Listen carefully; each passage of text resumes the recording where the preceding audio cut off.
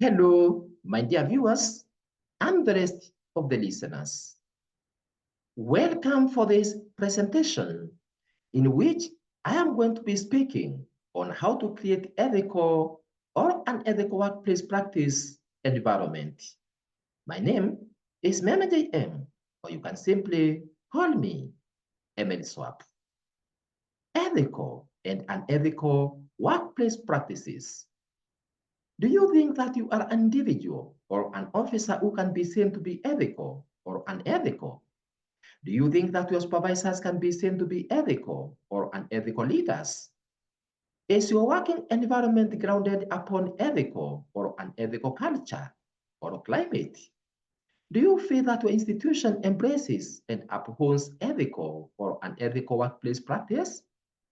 Do you feel that your institution is grounded on ethical behaviors that should be embraced or unethical behavior that must be challenged?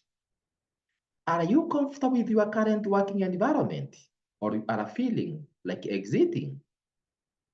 Have you been wondering about what you can do to create an ethical culture within your institution that can create an ethical workplace climate that is conducive for all?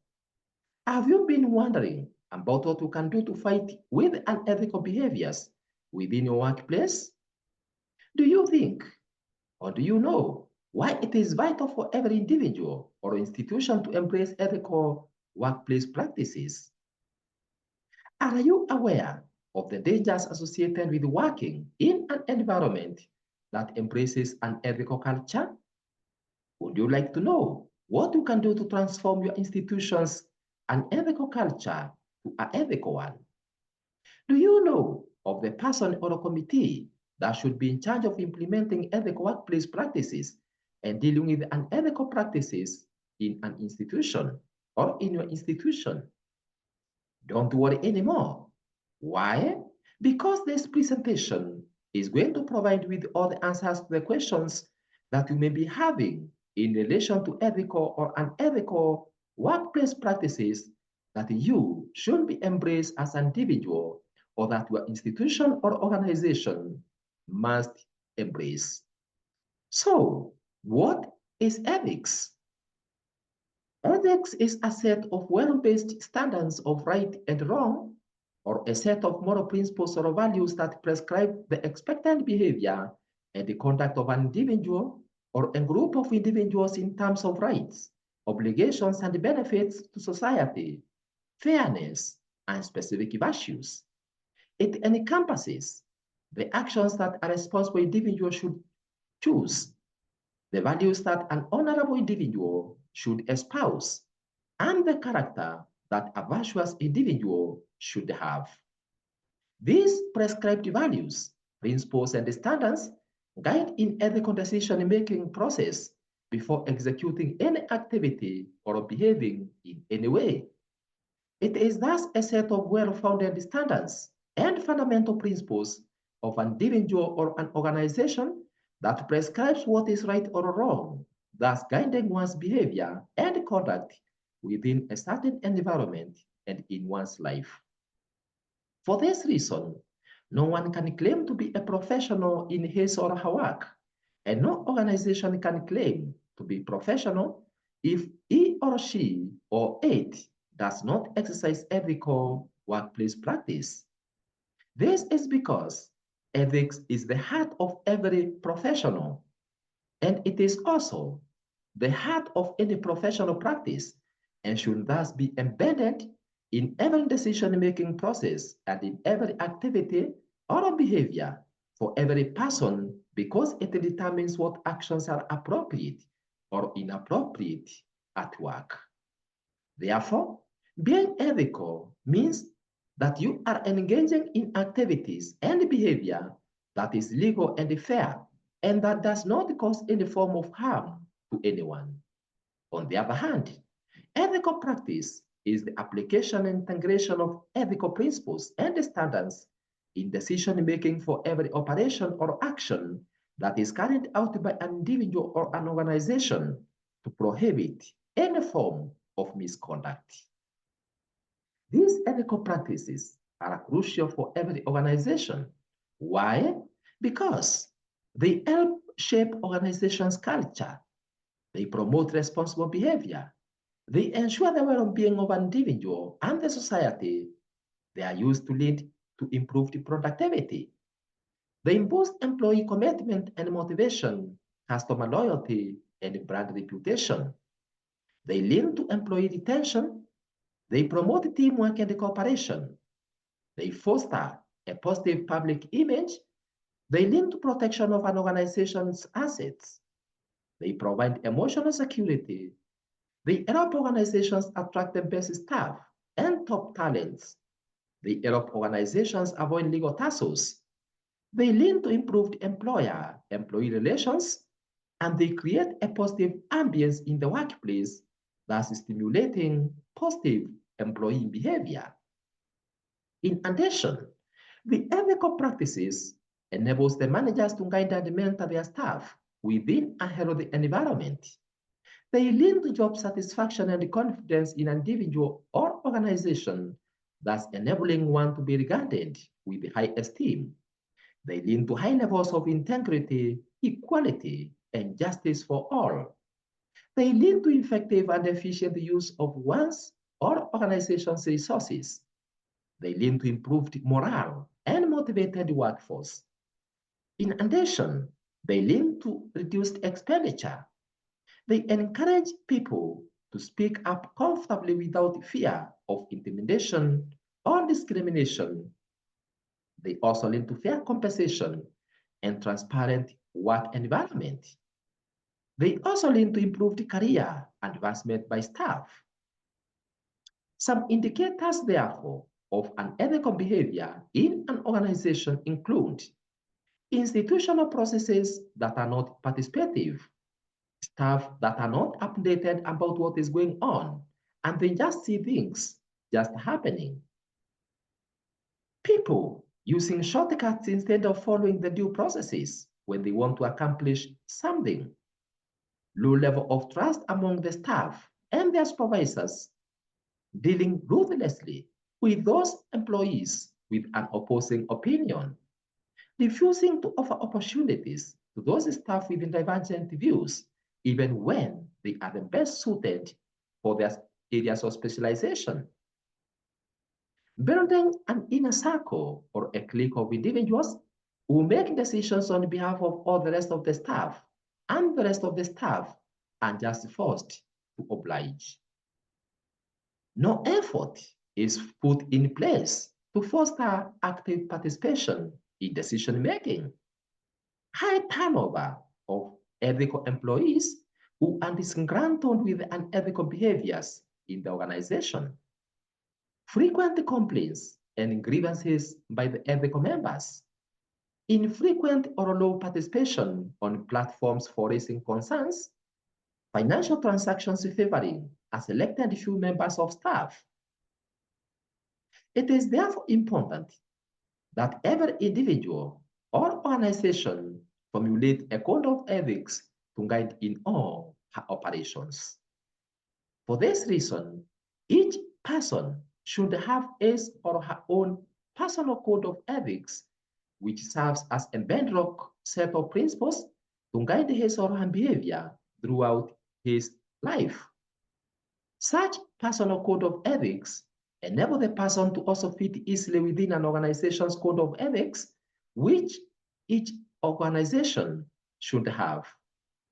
Ethical values provide the moral compass by which we live our lives and make our decisions.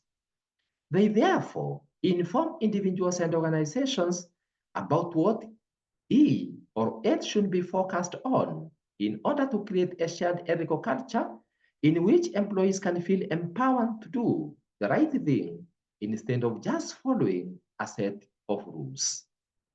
Ethical leadership is therefore key towards the success of an organization because if wrong or unethical decisions are implemented, they can greatly affect negatively the lives of the people who are working within that organization, as well as the reputation of the organization. However, if an organization makes decisions guided by moral principles that do not undermine anyone and in a collaborative manner, such decisions can make the employees feel empowered, develop an attitude of ownership, speak well of the organization, and thus create a conducive working environment that is good for all. Therefore, due to the fact that as an individual or an organization, there are many legislations that guide your behavior, you need to get versed with what they are all about so that you can then ensure that your code of ethics and that of your organization are all in harmony with any other legislations or code of ethics.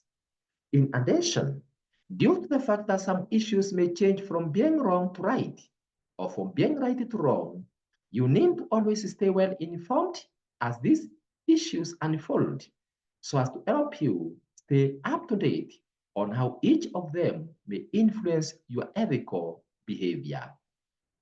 However, the golden rule behind ethical behavior, even in situations where you might not be familiar with advocated ethical practices, is to always do to others what you would have liked them to do to you, or to treat others the way you would like them to treat you, or the way you would like to be treated. Therefore, workplace ethics are the set of values, rules, regulations, moral principles, and standards that every individual in an organization or institution need to follow or adhere to while in the workplace. These ethical practices may either be in written or unwritten form. However, regardless of the form that they are in, every employee must be well versed with them. Therefore, workplace ethics are the set of values, just as I have said, rules, regulations, moral principles, and standards that every individual in an organization or institution need to follow or adhere to while in the workplace. Thus, these workplace practices, just as I have said, can either be in written or unwritten form, but for the sake of ensuring that all individuals in an organization are on the same boat and they are all guided by the same mindset, it is important or good to have the ethical practices within an institution being in a recorded form, such as in booklets or manuals that can be handed over to every individual as part of welcoming him or her into the organization or as part of the orientation process. However, regardless of the form that they are in, just as I've said, there is no alternative.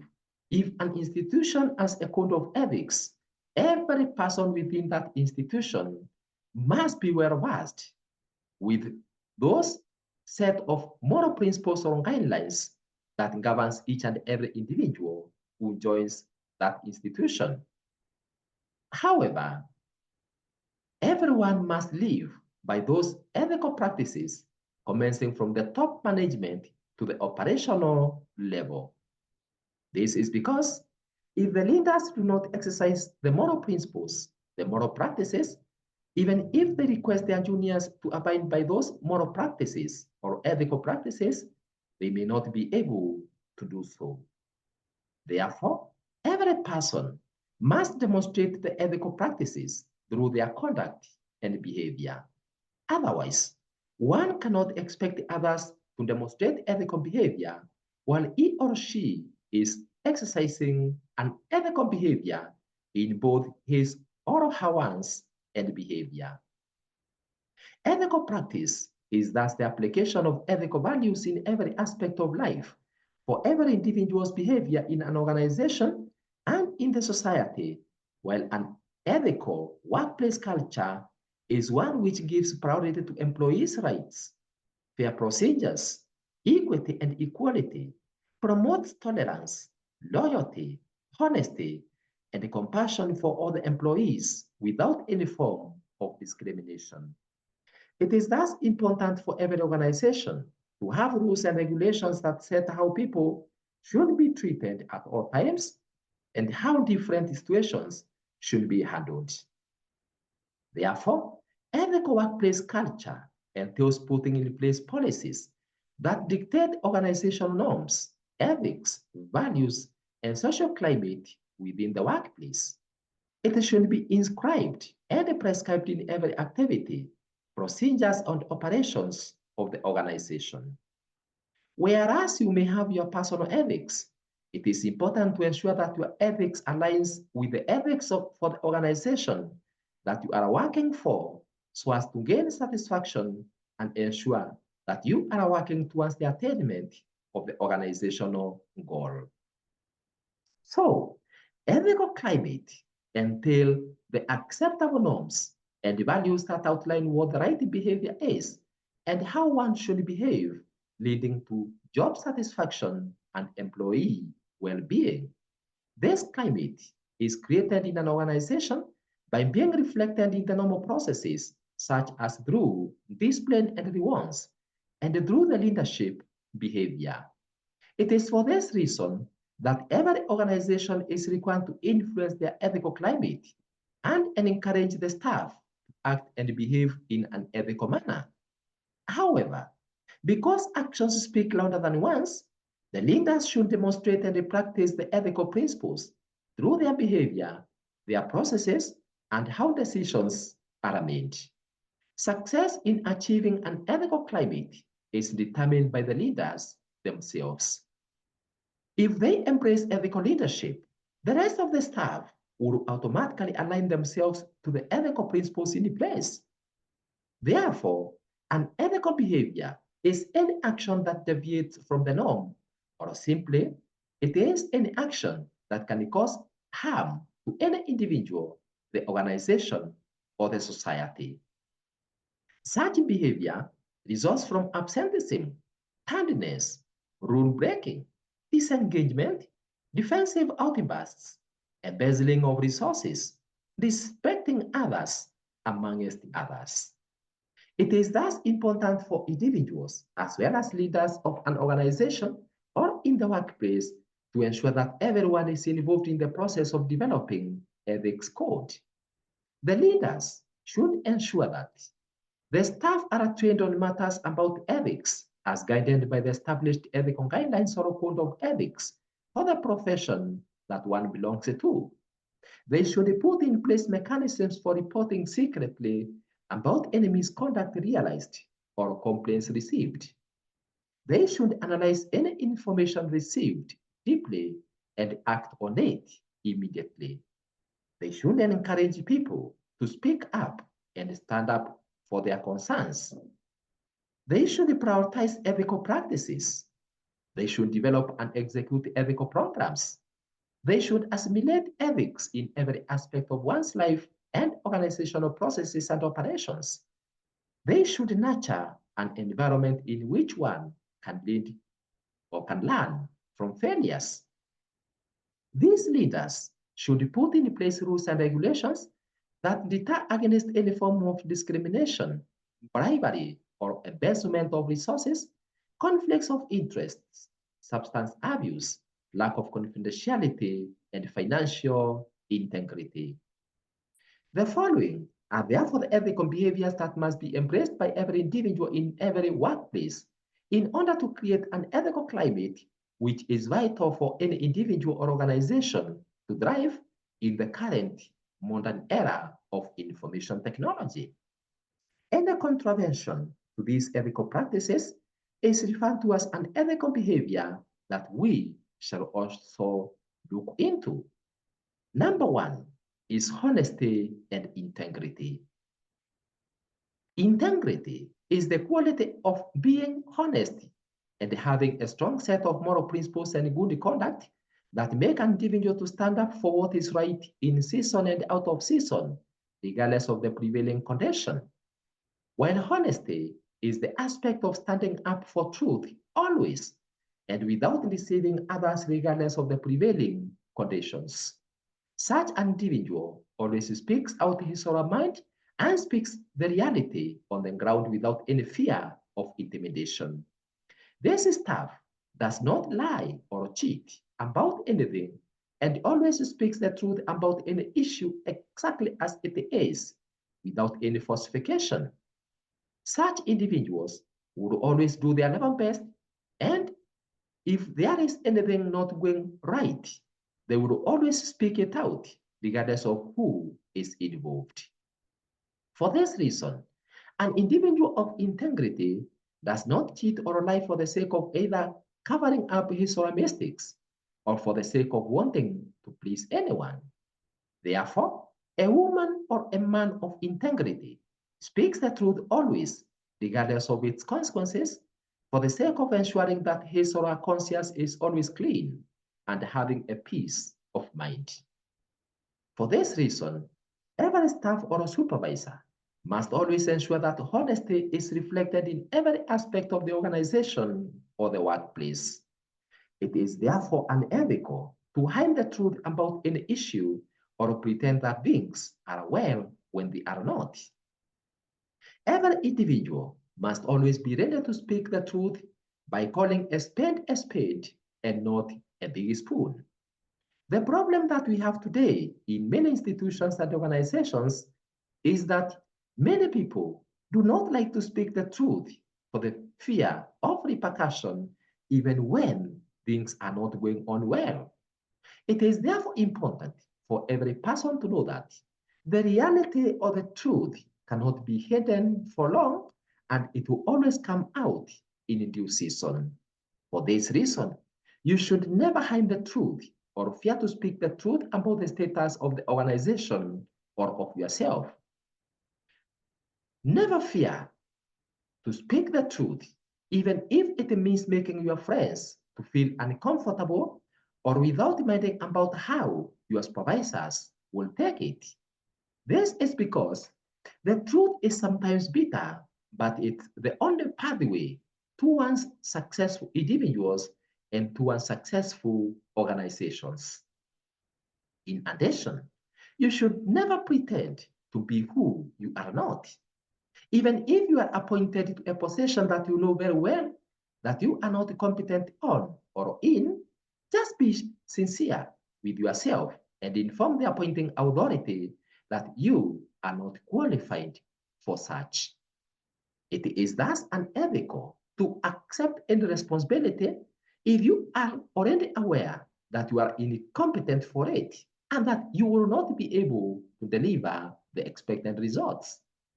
The greatest calamity that we have today in a number of organizations is that the people are pretending to be what they are not simply for the sake of the accruing benefits or as a lack of self-acceptance. It is also for the same reason that some individuals baptize themselves and accord themselves titles such as engineer, doctor, professor, bishop, and such other titles that one is not qualified for. It is for the same reason that you will find individuals hiding their level of academic and professional qualifications in order to pretend to be who they are not. You may even find some individuals dressing in attire that he or she is not qualified for. For example, you may find a diploma holder dressed in an academic attire for a degree holder during a graduation, or someone who is not a medical doctor dressed in an attire for a medical doctor, among such other evils.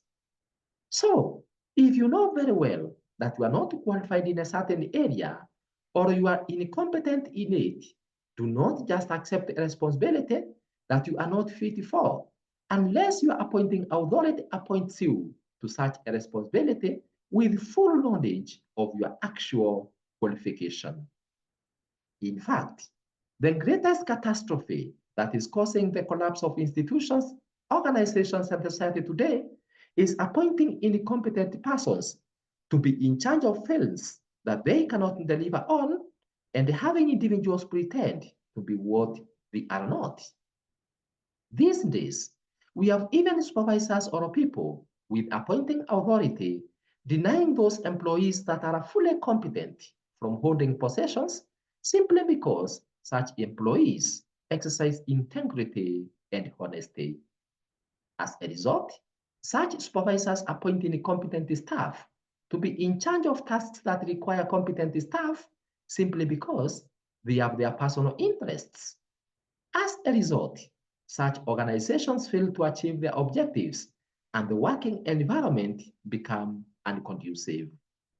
Therefore, a time has come, and the time is now, when the competent employees in such organizations must arise from their sleep, come out, and counter such retrogressive and dishonest workplace practices. The overriding factor that should be considered to grant an employee a possession should be his or her level of qualification, years of experience, and his or her integrity status. Otherwise, if one appoints incompetent persons to hold the possessions or perform duties that they are incompetent in, such appointing authorities must be able to deal with unproductivity and other results of incompetence. It is therefore wrong and it's a shame and evil for any supervisor to be set free to continue advocating for incompetent individuals to hold the positions that they do not fit in, while competent employees are available. Such supervisors should be removed from the offices that they hold because they are the main causes of the failures that are being witnessed in such organizations. For this reason, as a staff, you should never maintain silence if you realize that someone who is less competent than you has been appointed to hold an office that you feel that you are the right candidate for and that you are ready for.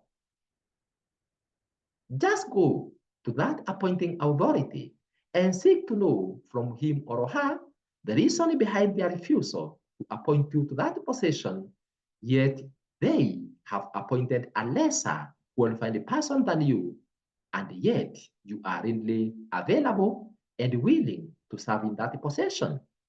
In fact, corrupt supervisors deny integrate and competent staff from holding positions simply because they know that such integrate officers will seal the loopholes for corrupting behavior and that they will always stand for the truth.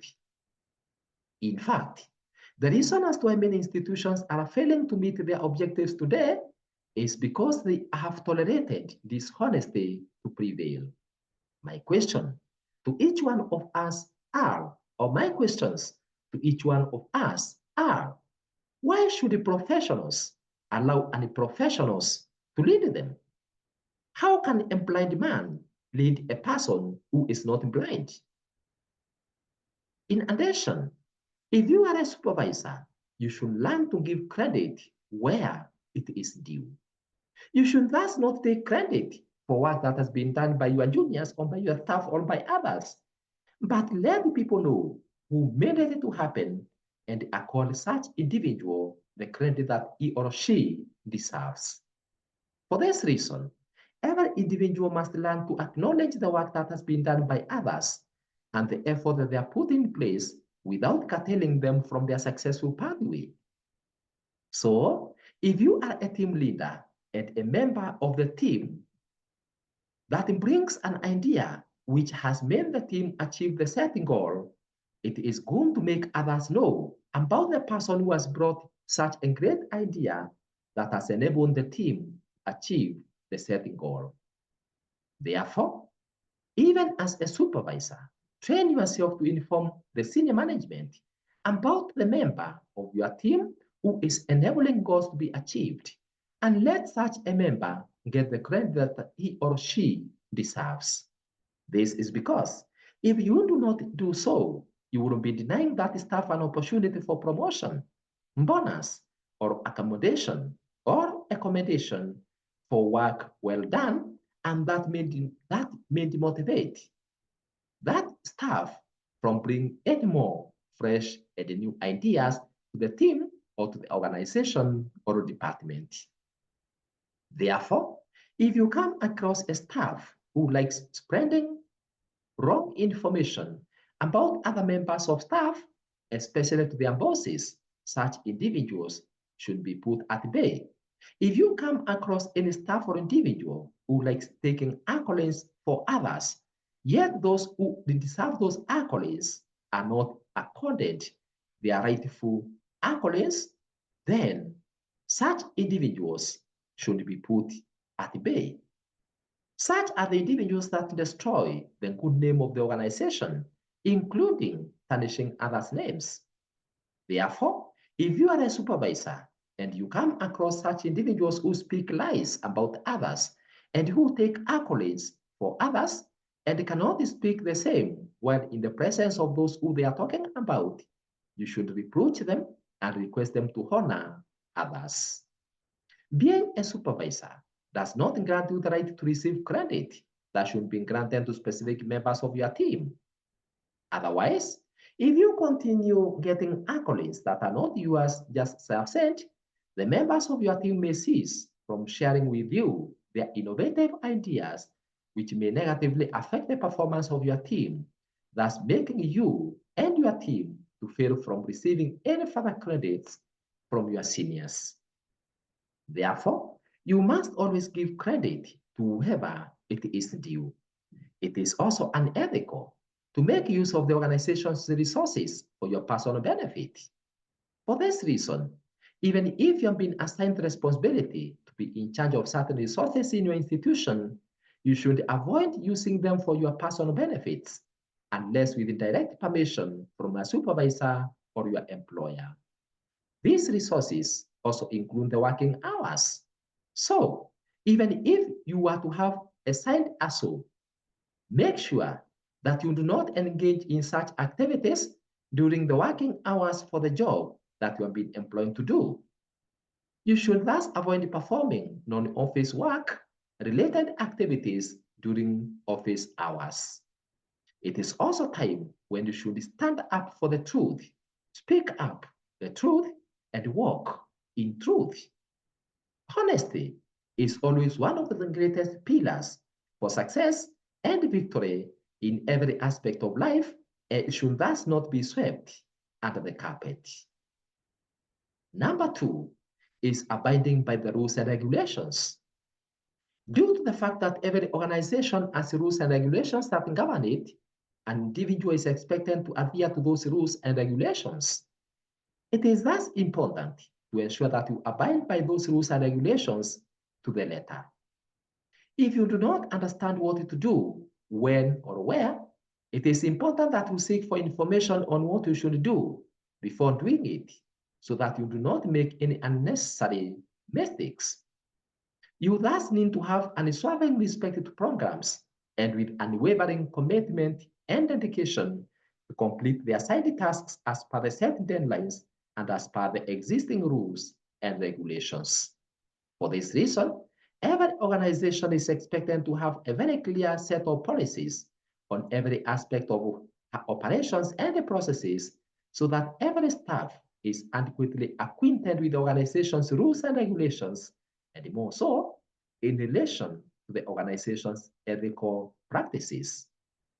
In addition, the organization management must be consistent in the way it deals with ethical issues so that some of the staff are not allowed to violate the rules or engage in unethical behavior, while others are punished when they omit or commit a similar unethical behavior.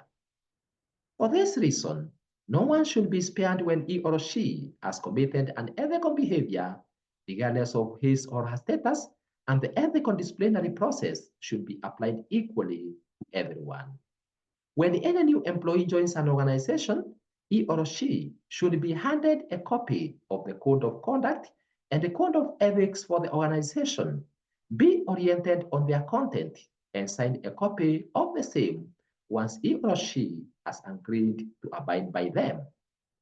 Therefore, every individual is supposed to abide to the rules and regulations that prescribe the expected behavior from his or her for as long as he or she has accepted to work in the organization. Otherwise, if an employee feels that the existing rules and regulations do not act well with him or her, and the organization is not trained to heed to his or her call in as far as his or her conduct with those rules and regulations are concerned, he or she should request either to be transferred or he or she can quit the job. It is psychologically torturous or it is psychologically torturous for an employee to work in an environment whose rules and regulations do not match with his or her beliefs or values.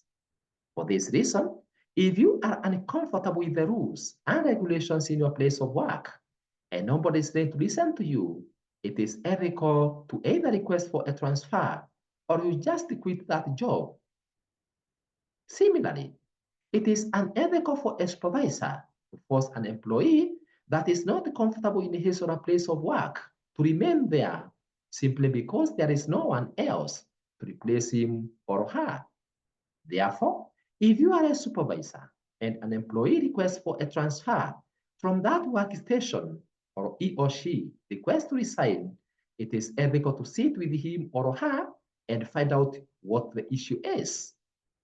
If the issue is the working condition that is not good, or it's the terms and the conditions of work that are not conducive, it is good for the supervisor to either sort out the issues or simply grant that employee his or her request. It is thus not good to deny a staff a transfer if he or she requests for it because he or she may no longer be productive at the current workstation. For this reason, it is important for the leaders of an organization or the human resource officers or the ethical officers to ensure that a new employee is offered adequate orientation in as far as the rules and regulations for the organization or profession are concerned immediately the new employee is recruited. This is to enable the employee to make a decision as to whether he or she will abide by those rules or not.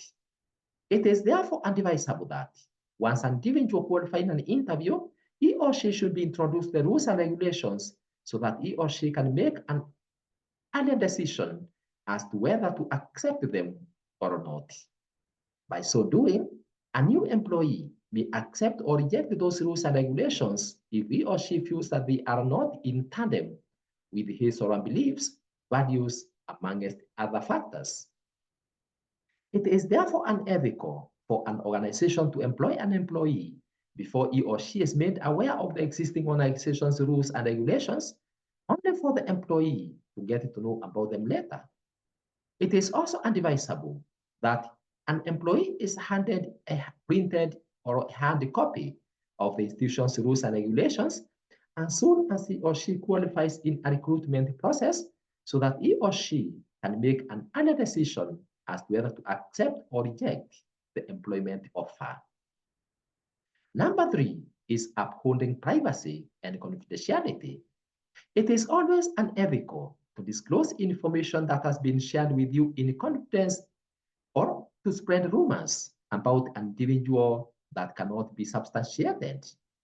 Therefore, if your friend or an employee entrusts you with certain information that is private and confidential, you should never disclose it to anyone without that person's authority. You should also ensure that you keep sensitive information private and confidential. Therefore, if you are an employee who tarnishes other employees' names by spreading private fake information about them, either to their supervisors or to their colleagues, you are a very dangerous individual that should be disbanded from that organization.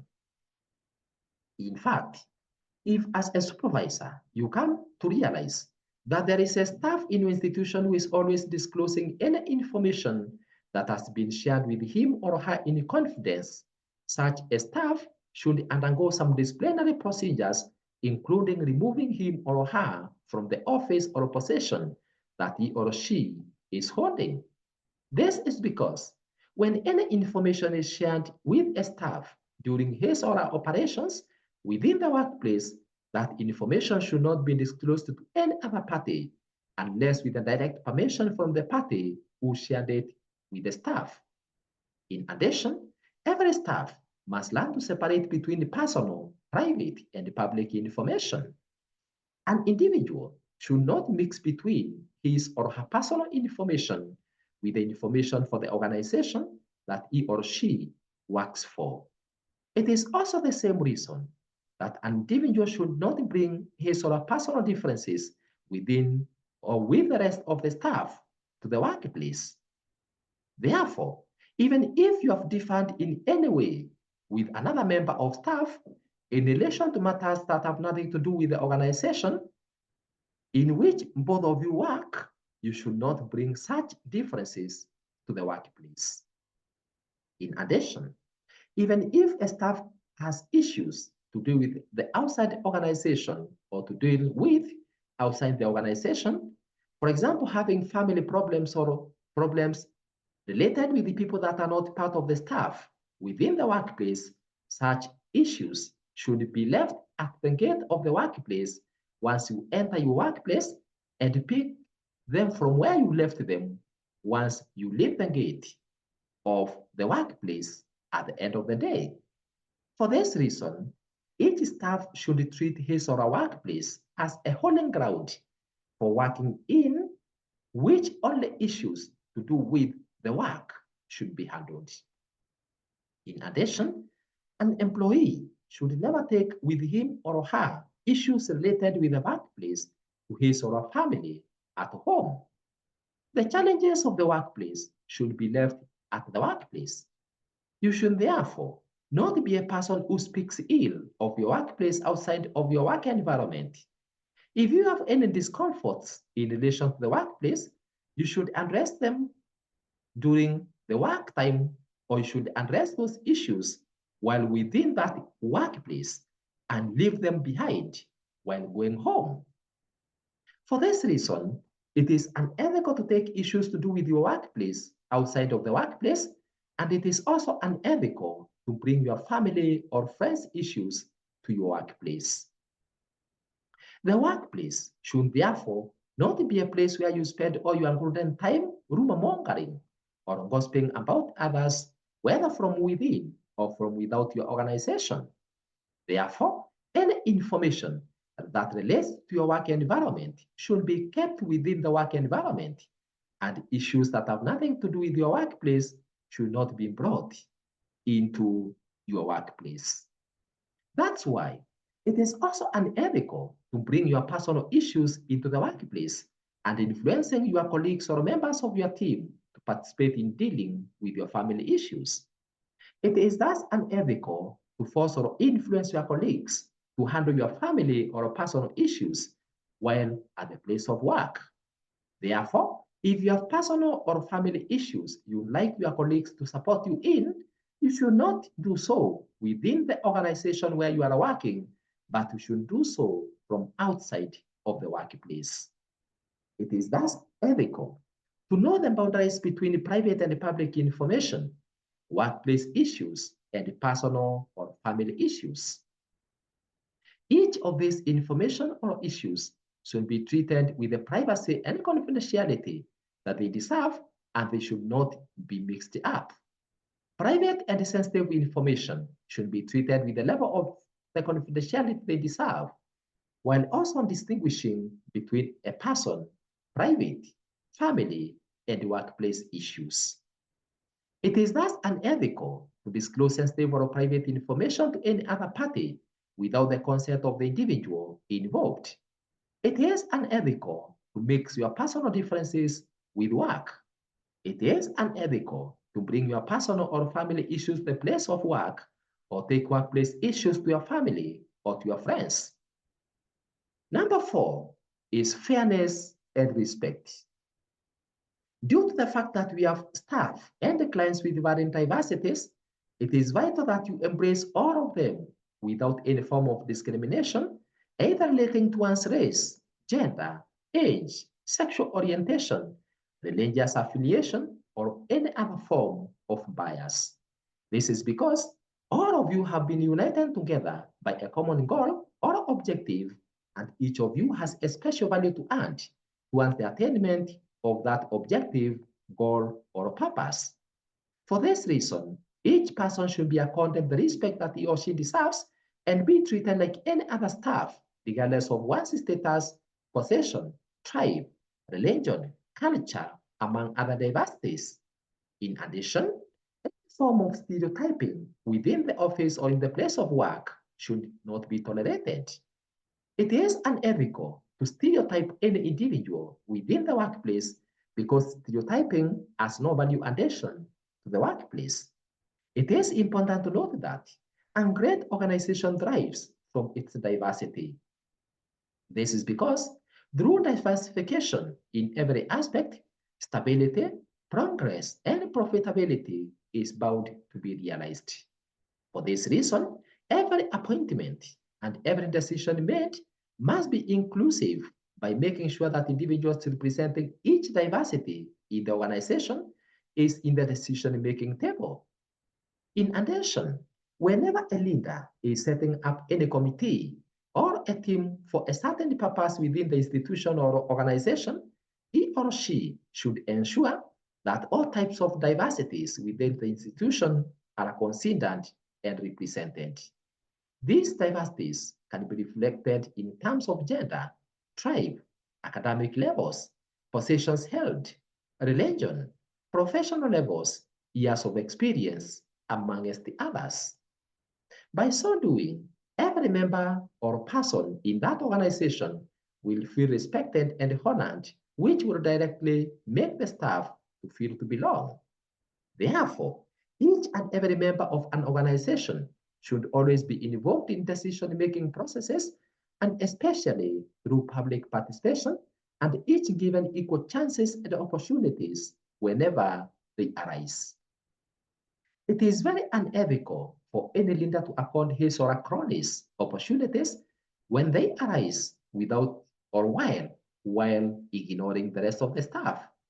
This is because in an organization, all the staff are united by a common objective, and thus they are all partakers of both the benefits and losses or predicaments experienced by the organization or at the workplace. Therefore, it is important for every leader or a supervisor in any organization to ensure that he or she comes up with a strategy that ensures that every individual gets opportunities and benefits that accrue from that organization equally without any form of discrimination, and to ensure that each member has a chance for benefit. For this reason, each organization should always ensure that it has engaged all the employees in the process of developing a strategy or a policy that can be implemented to ensure that every member of staff has an equal chance to partake in the benefits and incentives that accrue from the organization's operations. It is therefore the responsibility for every member of the organization or at the workplace to ensure that no members of staff become the sole beneficiaries of the benefits experienced within the workplace, and ensure that there are equal chances for everyone to benefit. For this reason, no single employee should benefit twice from any operation before every other employee has benefited. For this reason, if you find an organization whereby it's just a few members of staff that are engaged in almost every activity that has a direct benefit to the individuals or that has monetary value, while the rest of the staff are ignored, that's a clear indication of unethical leadership and unethical workplace. This is because a good leader or a supervisor should always inform all the employees about the appointments to be made to various committees and the qualifications to be considered for one to fit within a given committee. So, the process of assigning responsibilities or duties should be very transparent and with a very clear and simple criteria that can be understood by each member of staff. For this reason, each and every organization should formulate written policies to ensure that every employee in an organization is treated fairly and with respect that he or she deserves. Such policies should indicate clearly the formula for sharing opportunities when they arise, the promotion strategies, reward strategies, and other strategies for ensuring that no one feels left out in any aspect of the organization. Such policies should be used to guide the supervisors whenever making any decision so as to ensure that every member of staff is on board.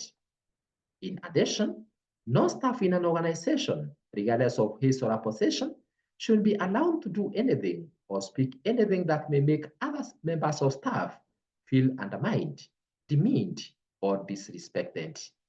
For this reason, Every staff should be accorded the freedom and a chance for self-expression, be accorded the dignity that he or she deserves, and be spoken to or treated in a way that expresses that he or she is being recognized and valued.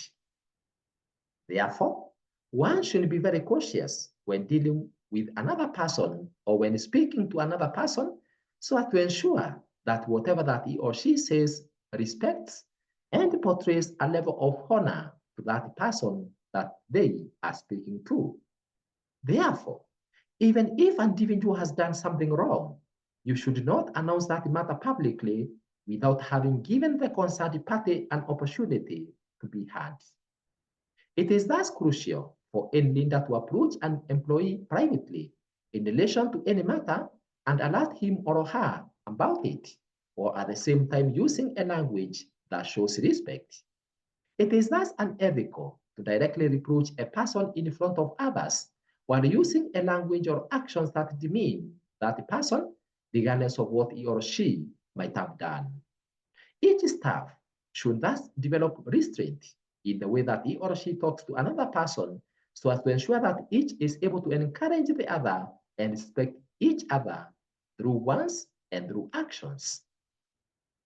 Every staff should thus avoid using abusive language or harassing others in and out of the workplace.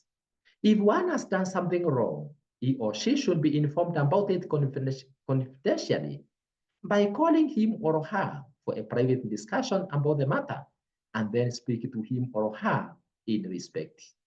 This is because to be an employer or a supervisor does not grant you the right to abuse, fight, or quarrel with an employee simply because he or she has not lived up to your standards or expectation. Therefore, even if an employee or a client has provoked you to whichever level, kindly, you must control your temper, avoid being violent, and avoid reciprocating. If you feel that you cannot hold back your emotions, it is better to keep quiet and walk away from that person. In addition, you should always avoid making use of intermediaries to share sensitive information about another person when that person is reachable and available. So, whenever you have any issue to share with an individual, or whenever you want to speak or to seek for information from a person, it is advisable for you to liaise directly with that person without passing through another intermediary, unless if that person is unreachable. It is wrong for a colleague to get to know about something concerning himself or herself through his or her colleague when his or her supervisor would have told him or her about it directly. Therefore, whenever you have any issue you would like to address through a colleague or an employee, or anytime you would like to seek for any information from a colleague or a staff, it is advisable to directly liaise with that person instead of using any intermediary. Usually, employees will be motivated to act unethically if they perceive that the supervisors are not fair to some of the employees or are being unrealistic in their demands without giving the staff room for self-expression or to air his or her opinion. The employees need to be treated fairly and be heard on matters concerning them before they are implemented. The set goals should make employees comfortable. Those in charge should ensure that the organizational processes are transparent by keeping the staff informed about whatever that is happening. You should therefore ensure that existing opportunities are shared equally and rotationally so that each employee has an equal chance of benefiting and the organizational work should be allocated equally. Advocate consistency or advocate for consistency in work performance and investigate any allegations of unfairness once they arise.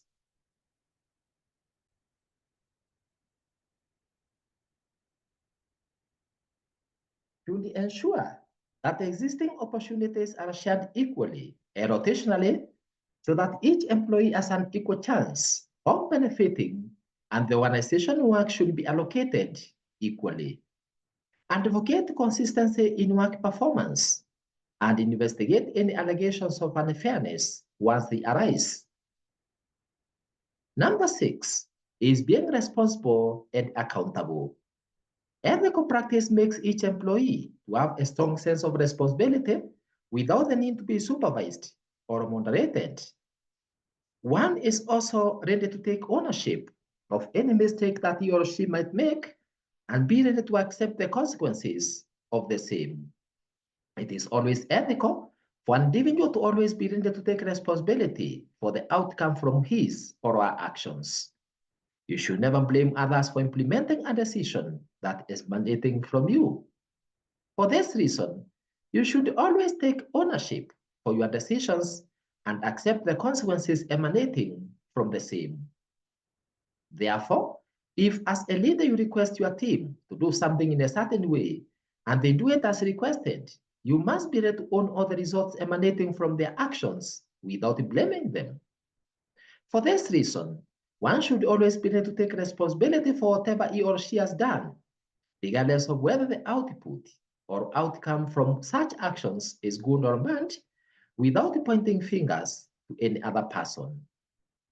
This is because if you knew in advance that the outcome or output from an action that you are about to take would be negative or detrimental to you or to others, why then did you accept to be engaged in such an action?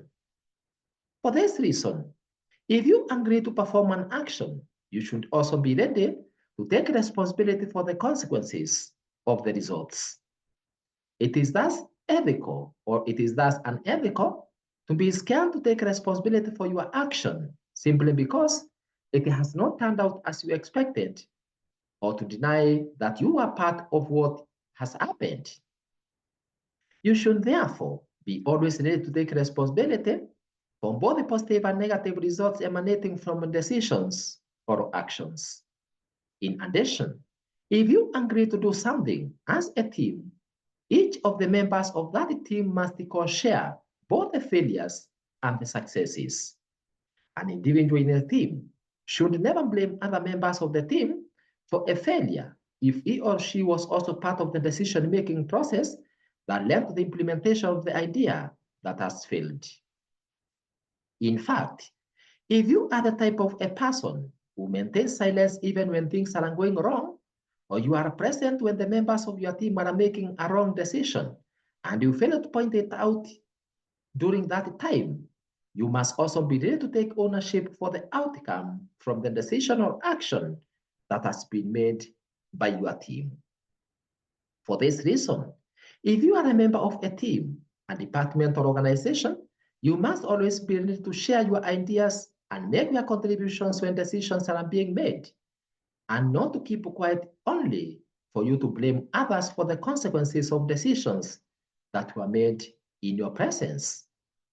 It is therefore unethical for an individual in a team to fail to point out issues during decision making, yet blame others later for the outcome or consequences emanating from the decision that was made where he or she was present at the decision-making table. You can also point a finger, or you can only point a finger to your team if you alerted them about the matter during the decision-making process and they ignored the same. However, if your input is ignored, yet you accepted to implement a wrong decision whose outcome you knew very well in advance that it would be negative, you must also own up to the consequences from the same. This is because it is unethical to engage in an activity that you know very well that it is wrong and its results would have a negative effect to you or to your team or your organization. For this reason, you should never fear to point out when things are going wrong, and never fear the consequences for pointing out evils or wrongs taking place.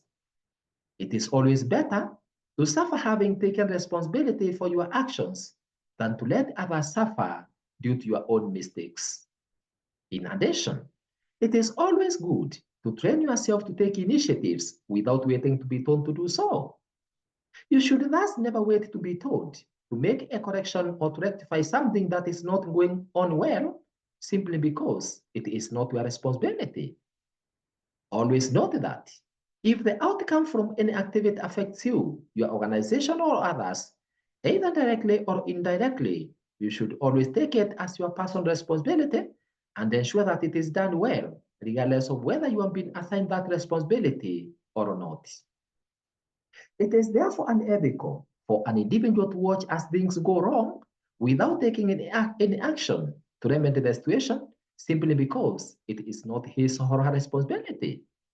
It is thus ethical for the organization and its leaders to take responsibility of both the good and the bad without blaming others for the failures. Therefore, if as a supervisor or if a supervisor requests those that are under him or her to implement a certain decision and they do not and they do it as requested, this supervisor should be ready to take responsibility for the results from the employee's actions. It is thus unethical for supervisors or employer to blame or punish employees who have just obeyed their orders exactly as they are because the outcome of their decision is not satisfactory. For this reason, each individual should be made to account for his or her own decisions, regardless of whether he or she has implemented that decision directly or through others. Number 7 is effective communication. Most of the challenges experienced in organizations today emanate from poor or ineffective communication. It is therefore important for every organization to ensure that it has official and streamlined means and channels of communication through which each official matter or through which any issue affecting the staff is addressed. It is also vital for the organization to ensure that if an issue directly relates to a specific staff, that staff receives that communication directly from the right officer. It is completely unethical to pass any communication that needs a specific staff's attention using channels through which that staff may not be able to get that information. For that reason, an organization should always make use of channels that enable each individual to receive the communications hands-on without the need to refer to any other individuals or channels. Therefore, if any communication needs individualized attention, the person in charge of that communication must communicate directly to the relevant staff without making use of intermediaries. For example, the person in charge can make a direct call through a phone to the respective staff or send an SMS or short text message or just do it face to face.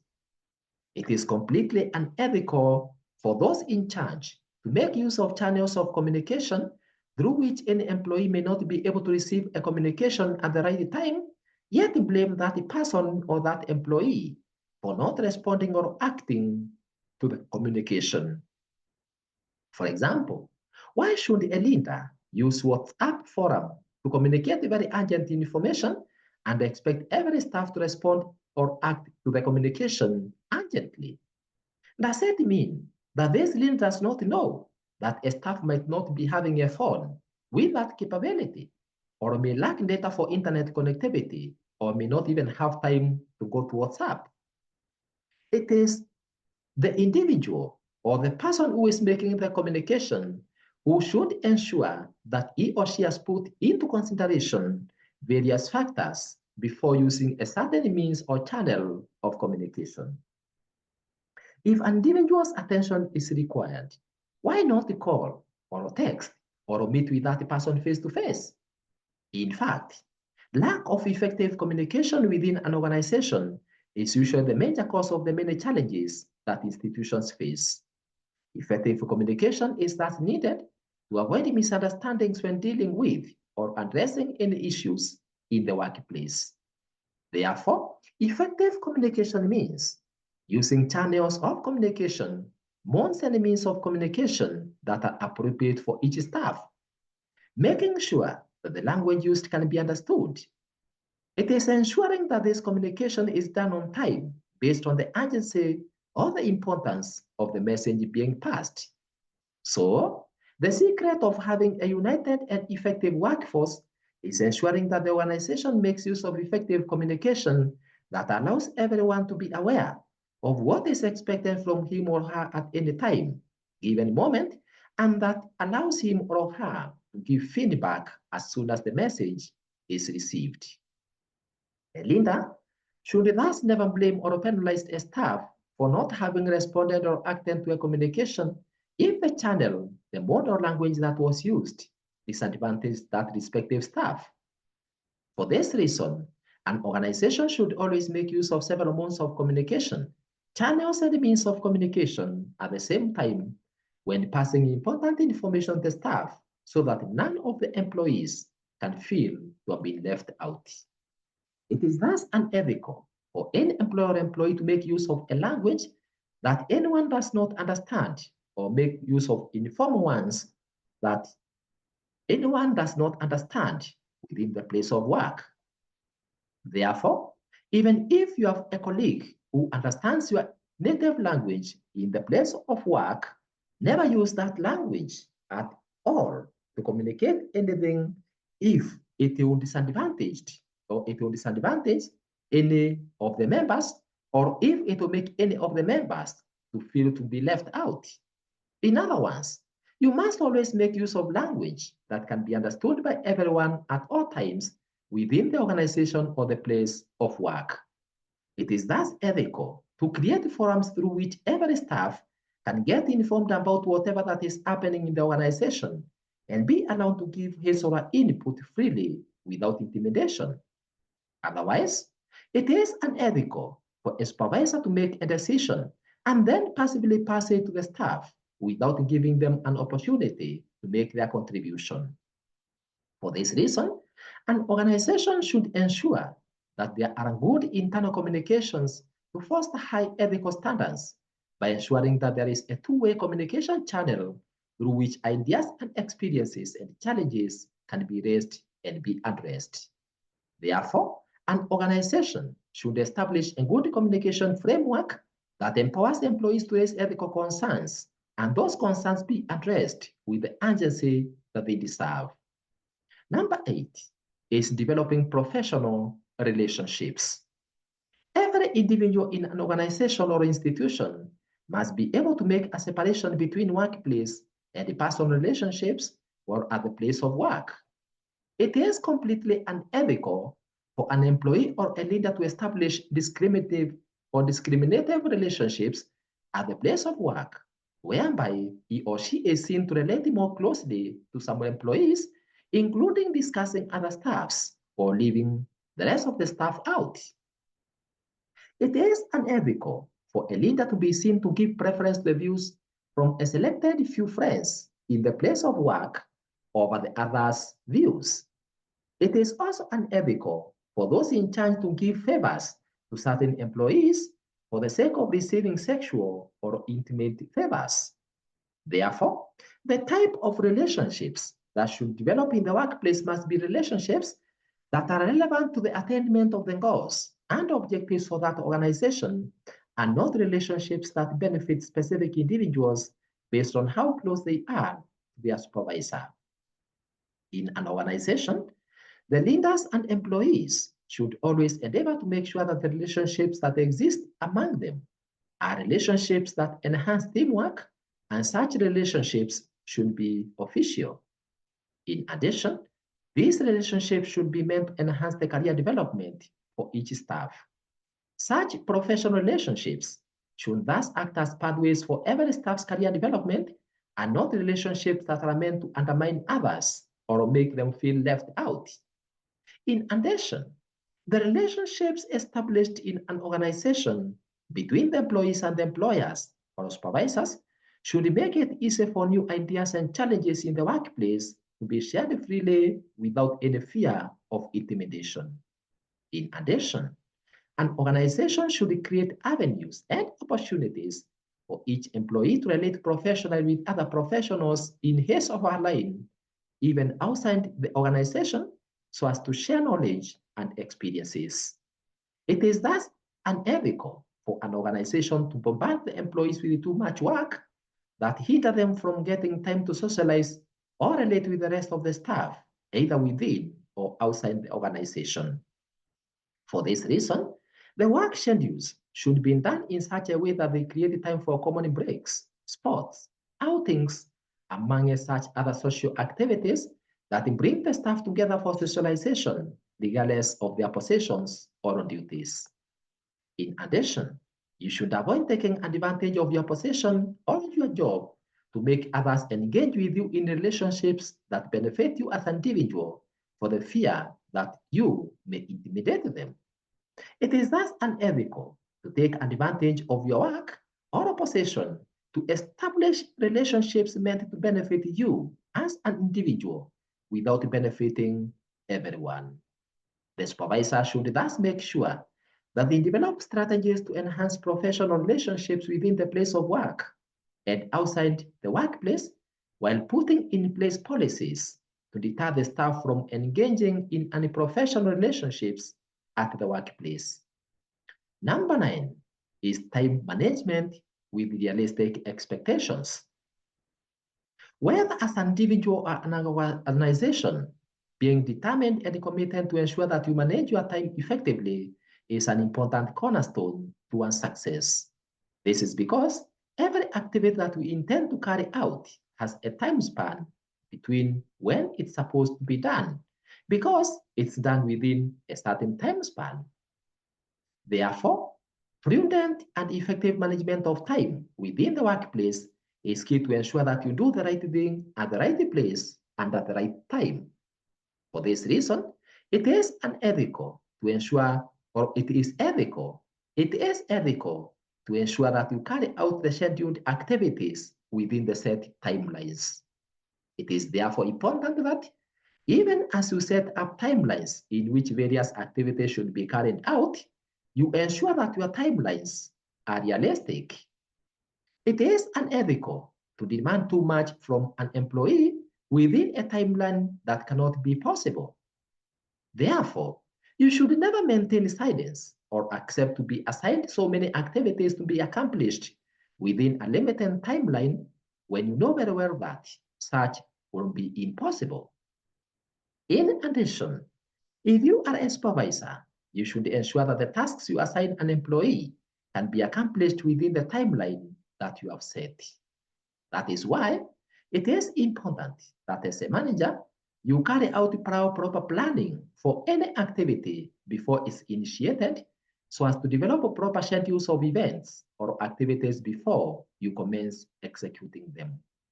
For this reason, if you are assigned duties that you know that you cannot accomplish within the set time, negotiate with the person assigned them to you for a realistic time frame. By so doing, even if you are unable to accomplish those activities within the initial time, your supervisor will not penalize you for the same if you had already informed him or her about it. However, if you agree to abide by certain deadlines without objection, you should ensure that you strive to meet those deadlines. It's, however, notable that there are some employers who take advantage of certain employees by making them work overtime or work even when they are not supposed to be working or when they're supposed to be relaxing and attending to their personal or private matters. It is thus unethical to place pressure on your employees to work overtime, such as late night, without compensating them for the same, or having them report so early to the place of work without following the official time, yet you don't give any compensation to such overtimes. If you are an employer or a supervisor, you should ensure that you compensate the employee for any official activity that he or she carries out during non-official hours or days. Therefore, you should always inform and negotiate with that employee on the terms and the conditions of extra work that is not within his or her job description or activity that may interfere with his or her normal activities. So, as a supervisor, you should not wait for the employee to ask you about the type or level of compensation that he or she will receive, because it is your duty and responsibility to inform him or her in advance. It is therefore unethical for any supervisor to make an employee perform duties that are not within his or her job description or activities that may force the employee to either work overtime or during his or her private time without informing him or her about the enumeration first. In addition, it is unethical for a supervisor to make an employee to perform extra duties without informing him or her about the compensation and then object to the request for compensation after the work is already completed. That is why it is ethical for a supervisor to negotiate the terms and the conditions for working overtime or for performing extra duties with a staff before he or she has commenced with the work. This is to give the staff room to choose whether to accept those extra duties or not. It is thus unethical for a supervisor to deny an employee his or her compensation after the work has already been completed, and it is unethical to delay compensating a staff for work that has already been completed. Therefore, it should not be responsibility of the staff to beg the supervisor for an extra pay or allowance for overtime. It should be the supervisor's responsibility to negotiate with the staff, agree on the terms and the conditions of working overtime, and compensate him or her for the same without any push or pull.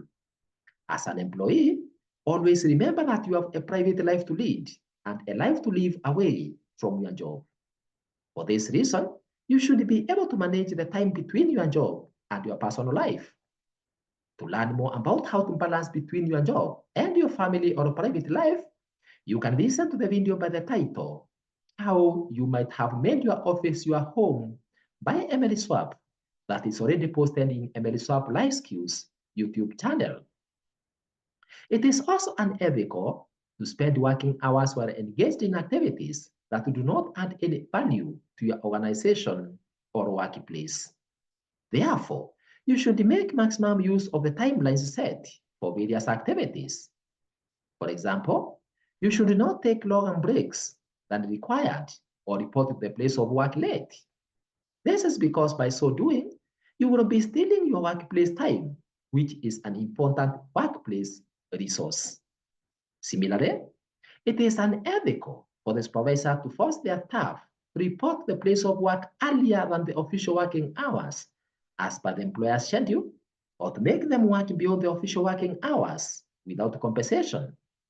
It is thus unethical for the supervisors to overload their staff with too much work or leaving them with no time to attend to their personal welfare. Therefore, as the management ensures that the staff report the place of work on time, that they work until the end of the day as agreed, the same management should ensure that it grants the employees time for breaks. It is thus unethical for any employer or supervisor to deny an employee time to take breaks, take annual leaves, or go for holidays. For this reason, a new employee should always be oriented on the schedules of events within the institution or organization and be made aware on matters concerning taking breaks, official working hours, breaking for annual leaves, or taking off holidays. In addition, it is very important that any organization or department or a team works with a good schedule that is prepared way in advance and handed over to every individual member of the team so that each and every individual can be able to plan for his or her time. This is because it is unethical for any employer to deny the employees their personal time or minimize it without their consent. No one, and I repeat, no one should thus force anyone to make use of his or her private time while performing official duties without a mutually agreed upon means of compensation. This is because there is no employer that offers an employee a favor for employing him or her. This is because each individual is employed based on his or her qualification and competence that he or she possesses, and more so to assist the organization achieve her goals and objectives and improve the status of the workplace. It is therefore unethical to put pressure on employees by bombarding them with so many activities beyond which they can be able to manage.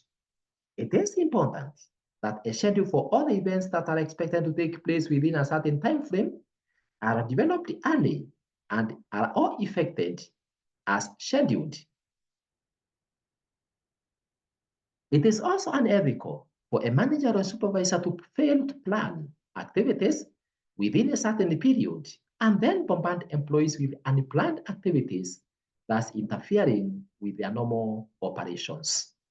Therefore, as a manager, you should be informing your staff about what will be done when and what will be expected from them within a certain period, and then grant them adequate time to plan for it unless it is an emergency.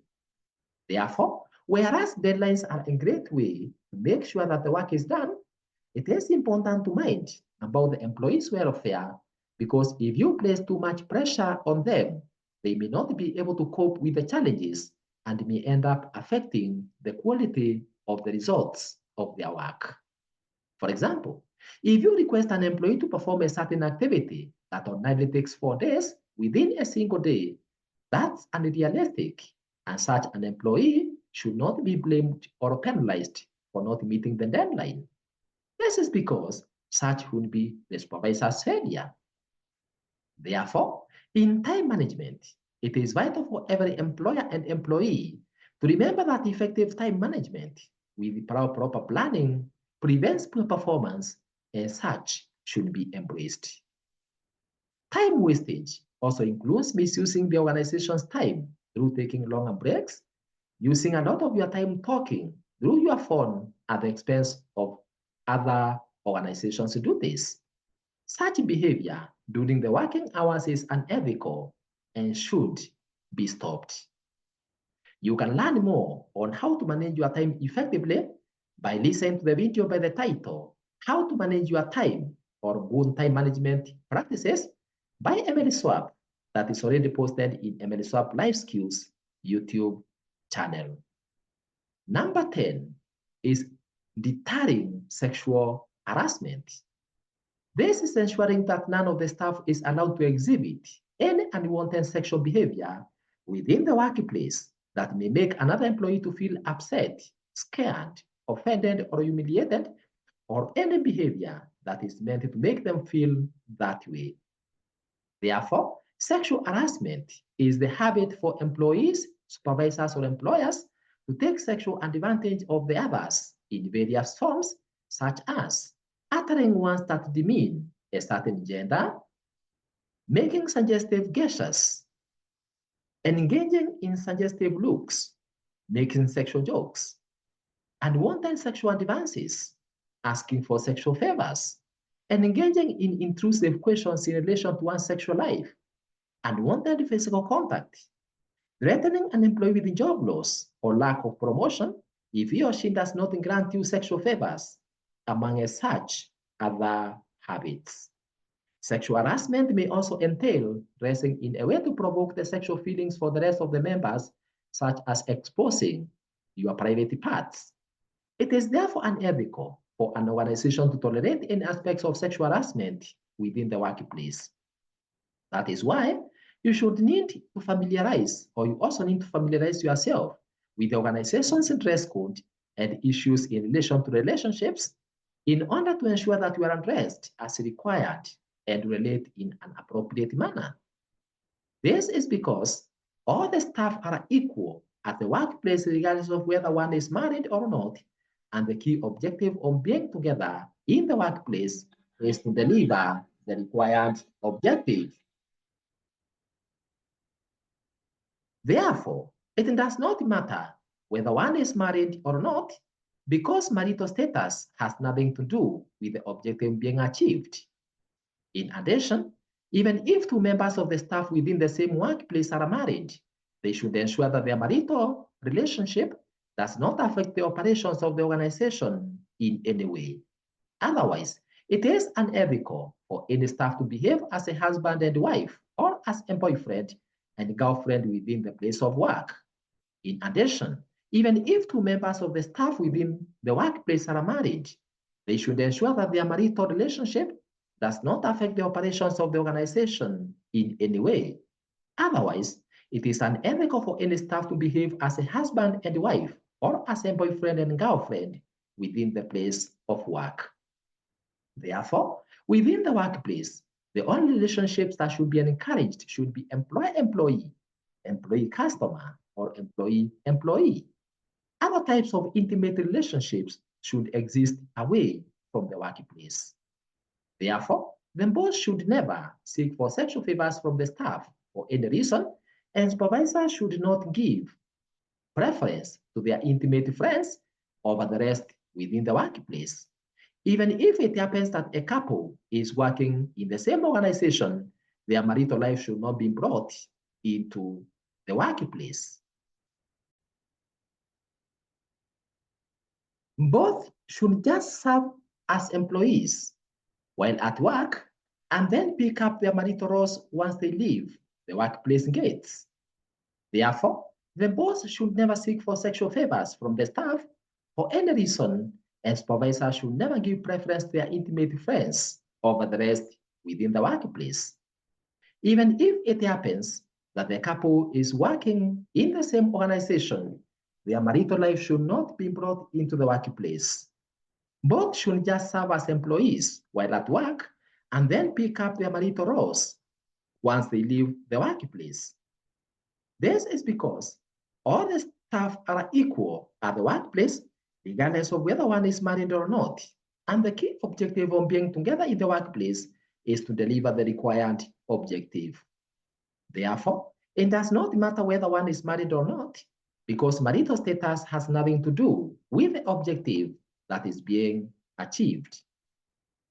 For this reason, if the members of staff are unable to separate their love life from work life, they should be warned and granted an opportunity to make a choice as to whether they will continue relating intimately while at the place of work, or they should be dismissed from work so that they can enjoy their intimacy outside of the workplace. Therefore, as a staff, you must always conduct yourself in a way that does not suggest in any way that you have an intimate relationship with another member of staff within the workplace. This is because if such sexual behavior is tolerated within the workplace, the involved staff may not be productive in the workplace. Number 11 is discouraging corrupt practices. Corruption is usually the act of seeking for favors from the employees or clients so that you can grant them what is rightfully theirs. It is the process of seeking for kickbacks and bribes from others so that you can do something for them.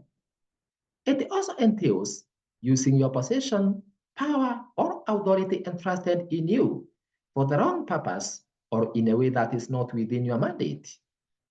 Failing to perform the role mandated to you, yet drawing the incentives and remunerations. Performing an action that will be detrimental to another person. Denying an individual his or her rights such as promotion or duty assignment simply because he or she will not tolerate your corruptive practices.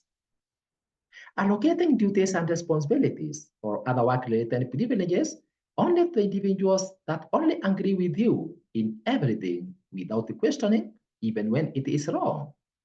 Using the information entrusted on you for your personal gain or to cause damage to the respective party. Therefore, leaders or employees who think of nothing else other than taking bribes, manipulating figures for their individual gain, or pressuring employees for favors, whether personal or financial, or bullying their staff to disclose their corruptive practices, are poisons to the working environment and to the progress of organization or institution. These kind of money-minded individuals who can go to any extent to ensure that they embezzle institutional resources for their personal or family gain at the expense of others' needs should not be allowed to hold any positions within the workplace or in the society. However, even the person who watches another person perform corruptive practices is also not good too.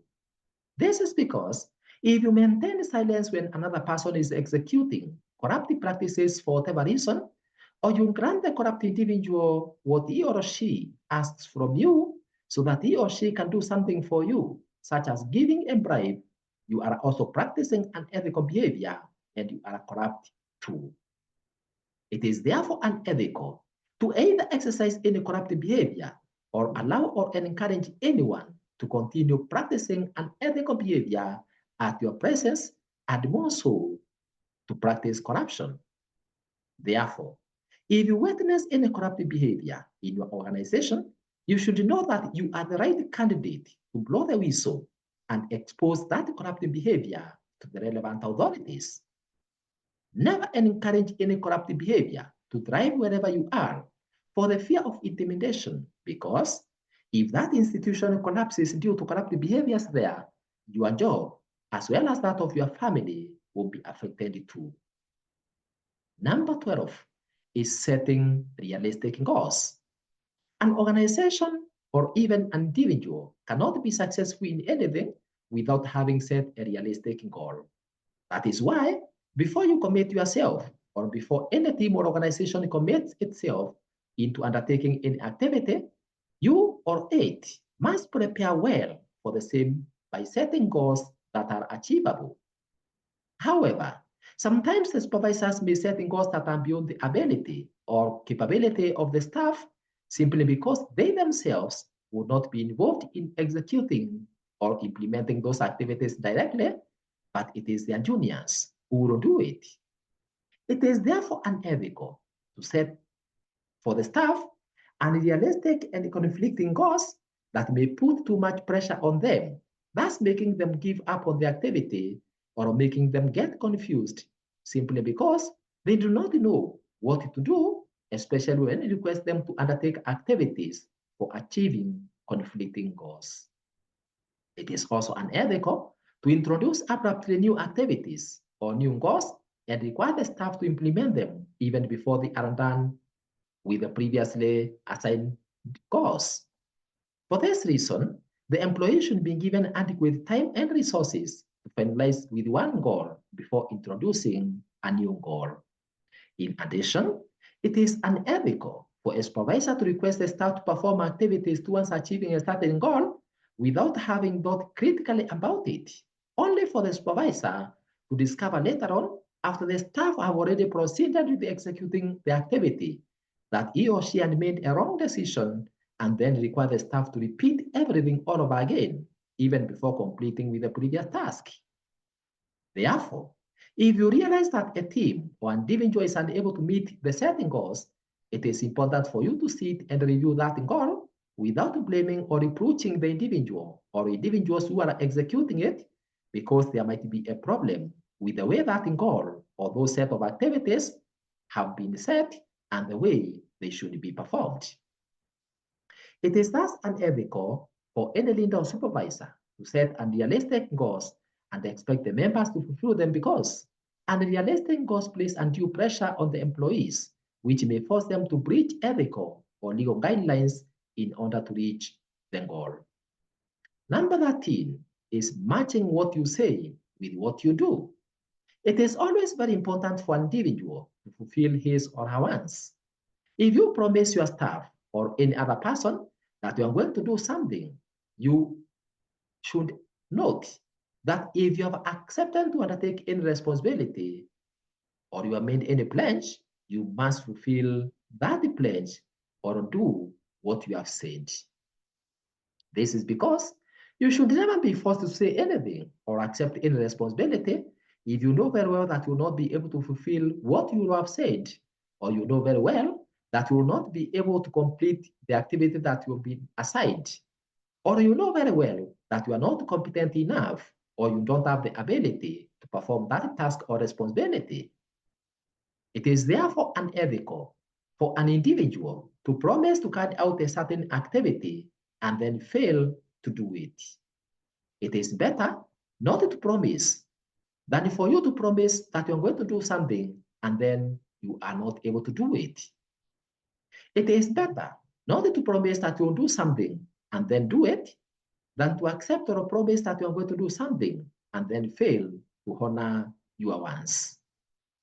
It is thus ethical to always be sincere with yourself by committing yourself to the acts or promises that you know very well that you are going to fulfill, while it is unethical to make fake promises just for the sake of making people happy and to fulfill and fail to fulfill what you have said. Even if you are in a meeting and an agenda is being discussed, you should not maintain silence if something is being passed and you are very much aware that you will not be able to do it.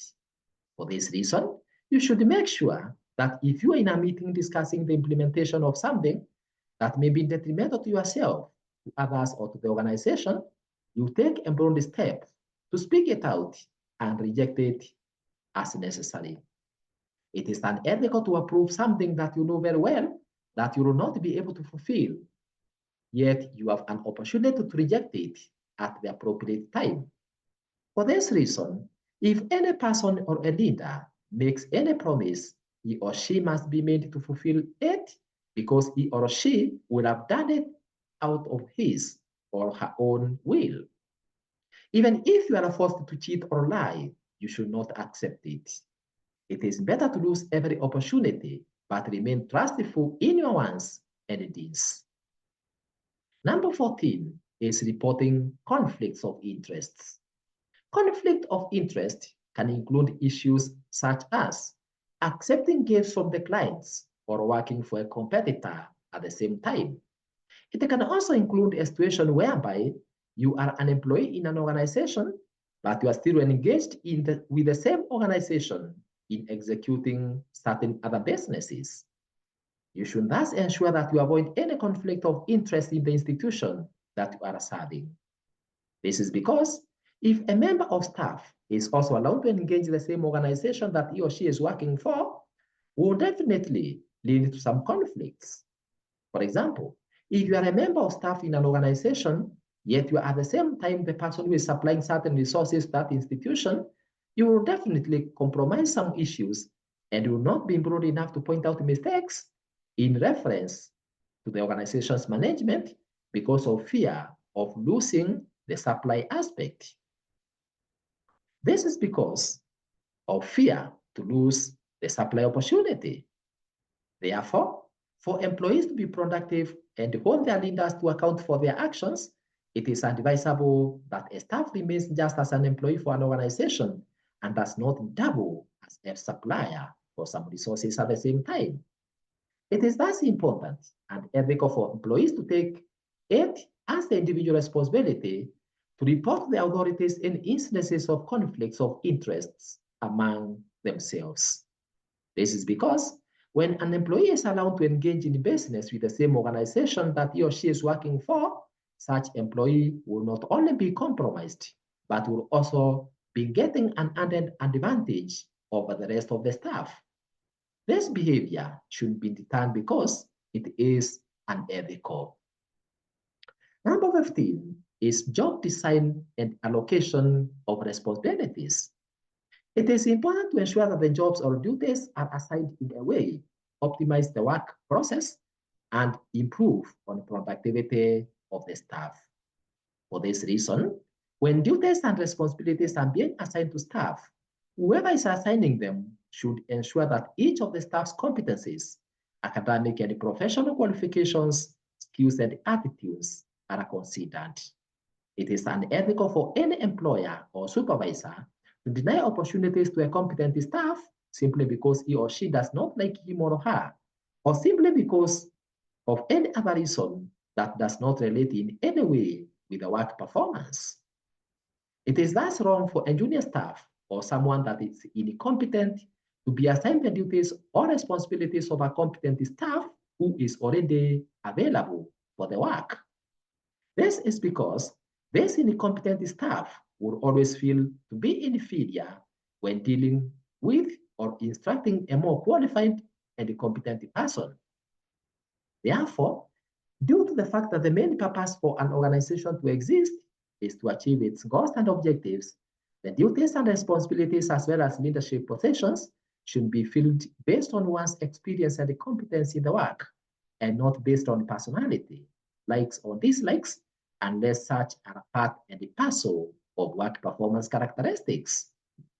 Can you imagine a work environment whereby a newly recruited staff or a less experienced and less qualified person gets assigned supervisory duties over staff that are more educated, that are more qualified, and that have very many years of experience, and who are experts in the line of work?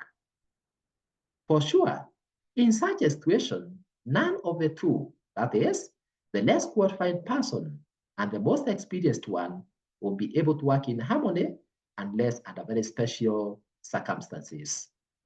For this reason, jobs in any organization should be structured in a way that there is upward progression in terms of career for the staff as one gains more experience and acquires higher qualifications. This progression should be automatic and should not depend on a supervisor's consent for as long as the employee is delivering or achieving the set targets. It is very unethical for a supervisor or an employer to make a qualified and competent staff stagnate in one level for so long, yet that staff has all the qualifications and the competencies required for promotion or for upward mobility. It is unethical for any employer or supervisor to promote any staff based on other criteria, which is not a direct determinant for job performance.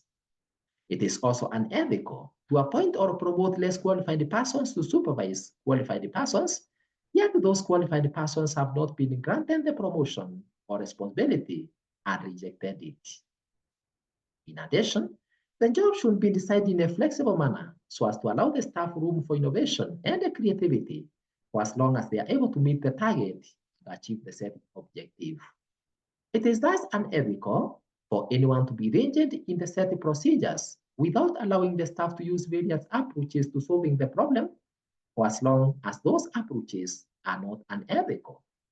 In addition, the work environment should be designed to accommodate employees with diversity in order to ensure that each and every person feels comfortable and does not feel disadvantaged.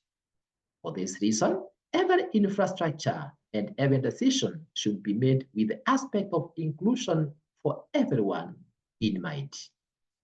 It is also unethical for the employer or supervisor to rush into introducing changes in the working operations or processes without having prepared the staff for the same.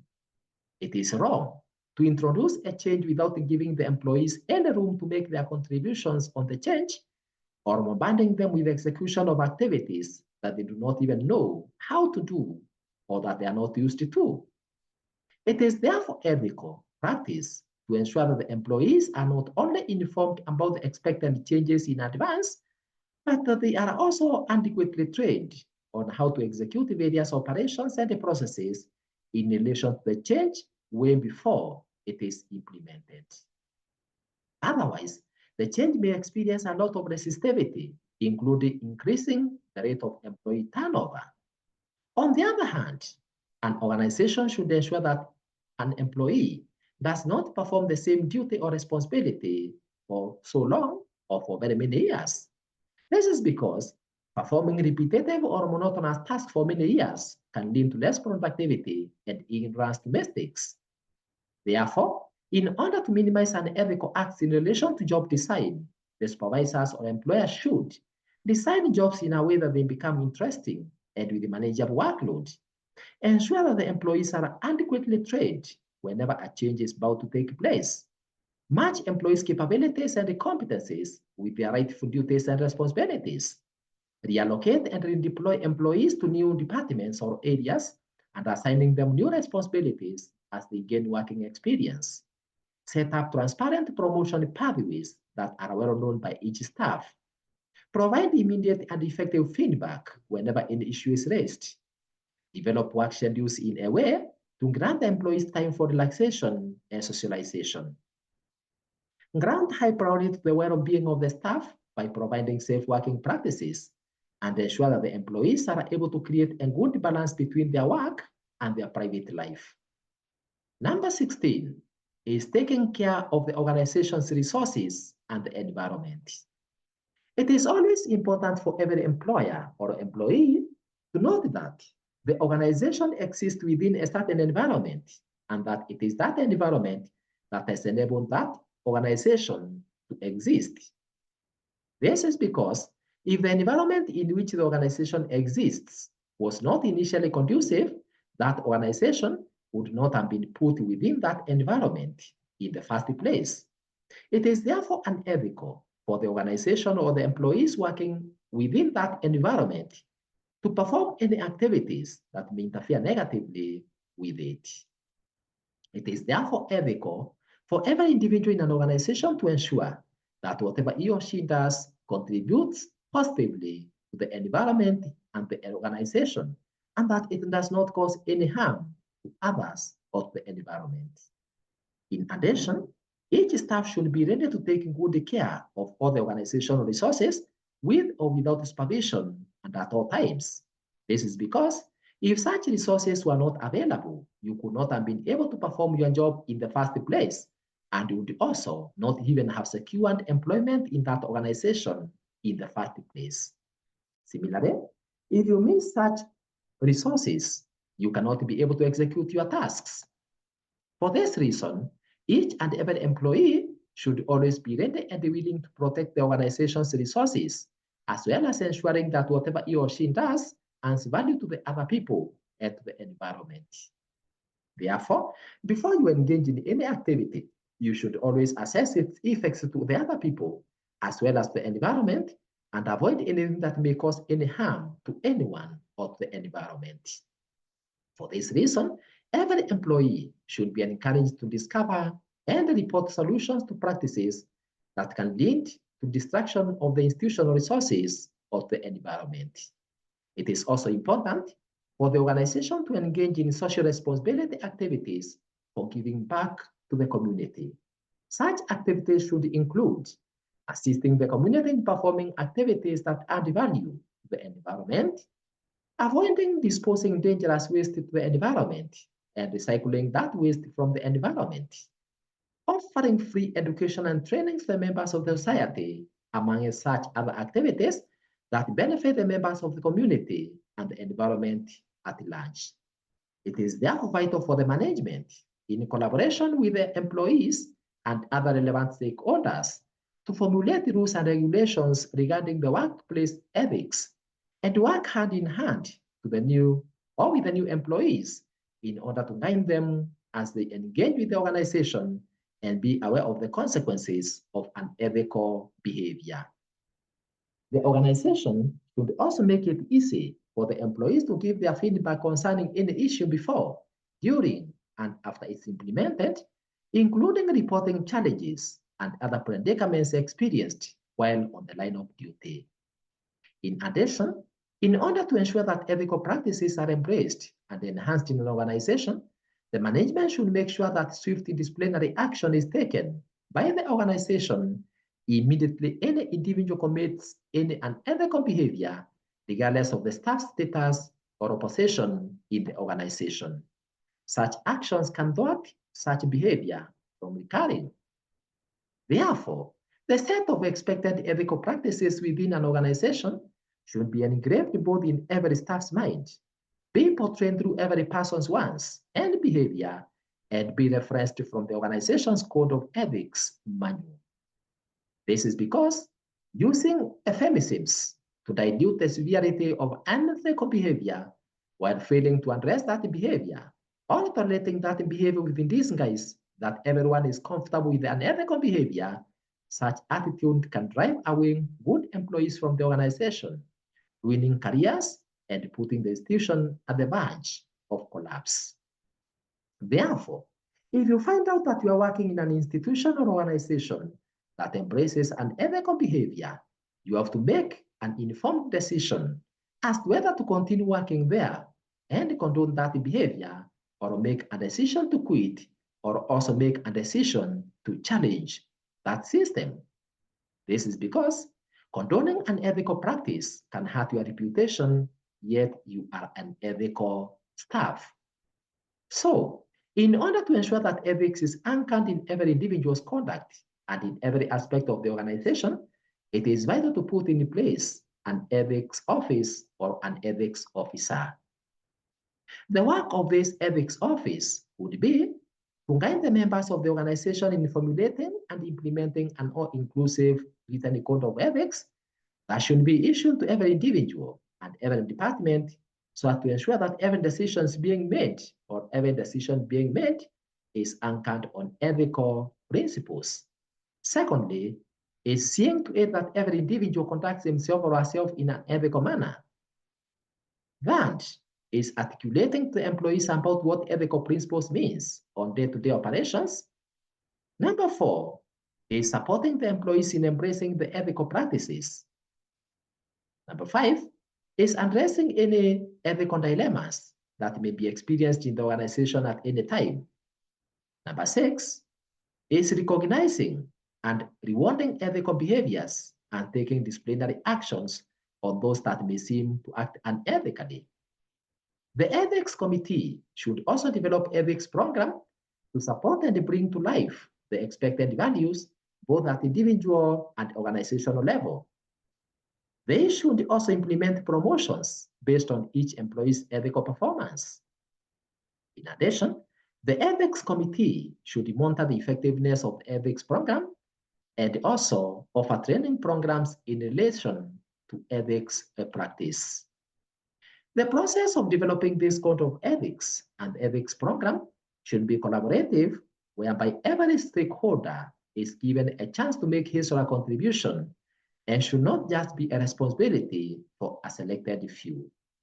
This is because if it's formulated by a few individuals, the rest of the members might reject it due to lack of inclusion.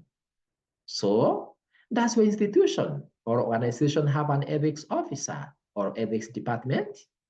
If not, ensure you're putting in place one so that it can implement the ethics program and undertake all the responsibilities that pertains to ethical practices in the organization, just as we have discussed.